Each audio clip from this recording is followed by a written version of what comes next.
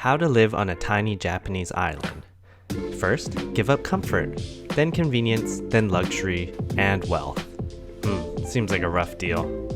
I'm here on Tebajima to find out what that trade-off entails, and honestly, it doesn't look half bad. This is Tebajima. It's only 4 kilometers long and located off the coast of Mugi in Tokushima, Japan. A round-trip ferry from Mugi costs only a few dollars, and it'll bring you here in about 15 minutes.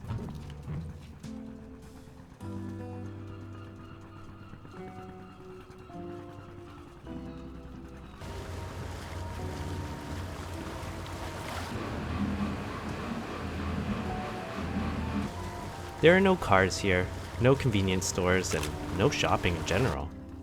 Instead, what you find is a slow pace of life, laid-back residence, and the essence of what old Japan may have felt like 100 years ago.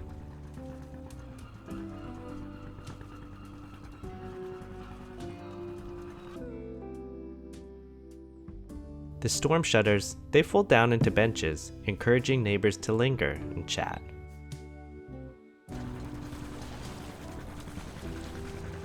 Tebajima, home of the national treasure algae, and windows that turn into benches. Pretty cool. And with less than 60 households, the island has a population of well under 100 people. But the colorful houses are really cool, and they're a living representation of the Japanese concept of motainai, simply leftover paint from painting ship hulls.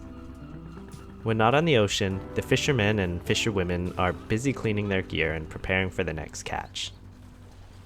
Living on a small island like this requires a big trade-off from its residents. There's no convenience store here and no convenience in general. There is no luxury either. The houses are old and in varying states of disrepair. The tropical climate here, it rapidly takes its toll. And as far as upward mobility, well, let's just say that the career path for a young person growing up here contains a lot of fish.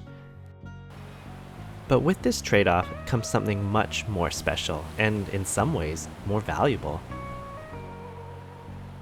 Because stress feels like a foreign concept here, it's not something that weighs on people's minds day to day.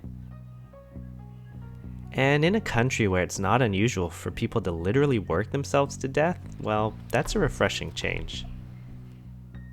The relaxed pace of this island, it seeps into you the second you step off the ferry. Slow down. Really, what's the rush? An appreciation of nature isn't just a nice side effect here, it's an absolute must-have. The footprint of many people on this small speck of land can leave a lasting mark if not kept in check, so the people of Tebajima must live in harmony with the limited resources of the land.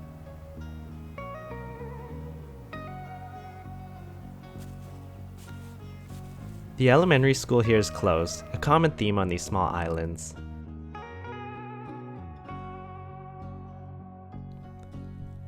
But the island has a certain charm that's hard to resist. The perfect balance of old and new, and the even more delicate balance of life and work. The residents of Tebajima have it figured out. I try my hand at making hand-pressed sushi squares using local fermented fish vinegar.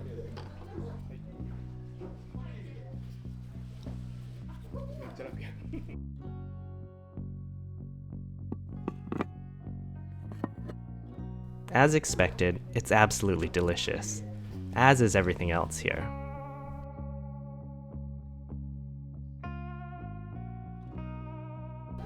History is everywhere on Tebajima, and I'm captivated. But I know this isn't the place for me. The lack of children means my own kids would have no peers to play with, and my otherness of being foreign, it's only amplified within the small, insular community. More than anything though, my heart is filled with hope and appreciation for these people who've carved out a life of meaning for themselves on this tiny island. The endless churn of the consumerist machine, it rumbles on mainland Japan. I'm headed back there myself now, but at least I can rest easy knowing that the slow life exists out there. You just gotta go find it.